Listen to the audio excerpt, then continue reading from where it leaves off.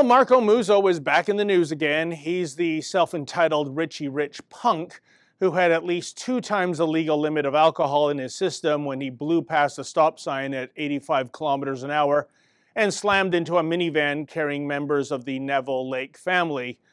Gone forever are 9-year-old Daniel, 5-year-old Harry, and 2-year-old Millie. Also killed in the crash was their 65-year-old grandfather, Gary Neville. Muzzo pleaded guilty to 4 counts of impaired driving causing death and 2 counts of impaired driving causing bodily harm and was sentenced to 10 years in prison. That works out to just 2 years and 6 months for each life he took. Oh, that'll learn him. But less than 2 years after sentencing, guess what?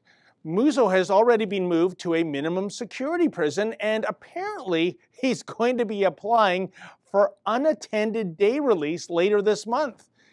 What do you want to bet he's going to get it, too?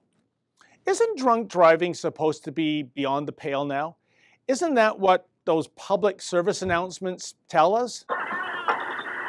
This man has just created a memory that will last a lifetime. Not just in his own mind, but in the minds of the family and friends of the boy he just killed.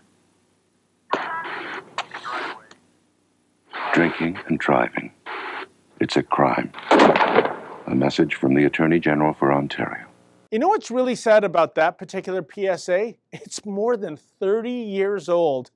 Some people just don't get it. Part of the problem is that we label preventable deaths like the ones Muzzo was responsible for as accidents. What Muzzo manufactured was no accident. Yes, I know he didn't mean to intentionally kill anyone when he got behind the wheel loaded to the gills.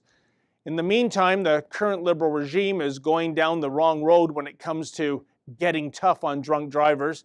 But I wonder if the courts would be so lenient if the following hypothetical scenario ever played out. Say someone was driving along the highway, shooting an automatic weapon out the window at random.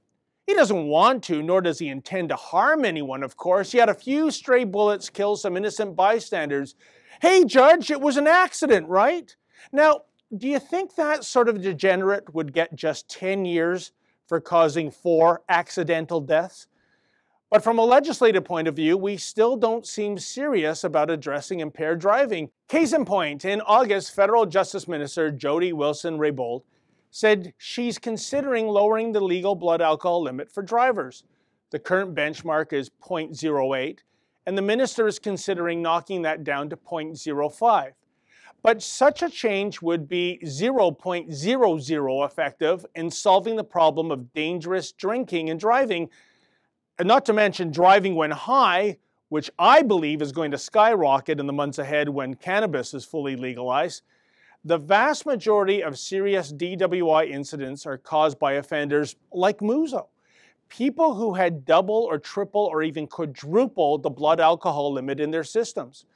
The problem cases are not those motorists with blood alcohol readings of 0.05 or 0.06 or 0.07. We certainly can't go any further in terms of public education. If you think it's okay to drink to excess and then drive in 2017, then please, by all means, go see a psychiatrist. The only thing left to implement is tougher sentences for the worst of the worst, such as the Marco Muzzos of this world. How about this for starters? You take a life while operating a motor vehicle under the influence, you receive a life sentence. You kill more than one person, you receive consecutive, not concurrent, life sentences. Now, if that doesn't act as a deterrent, then at least the guilty offender won't get access to a steering wheel in an impaired state for a very, very long time and perhaps never again. In the meantime, the way in which Marco Muzzo continues to get mollycoddled by the system makes a mockery of the whole idea of not drinking and driving. After all, Muzzo had choices. He could have Ubered home. He could have rented a limo to get home. With his net worth, he could have bought that limo for a one-time ride. Instead, he rolled the dice, killing 4 innocent people and destroying the lives of so many more who knew them. And after a stay at Club Fed, well, he'll be a free man yet again. Just, where's the justice in that? For the Rebel.Media, I'm David the Menzoid Menzies. Hey folks, we have a whole new fall lineup of shows. To check it out, go to therebel.media/shows.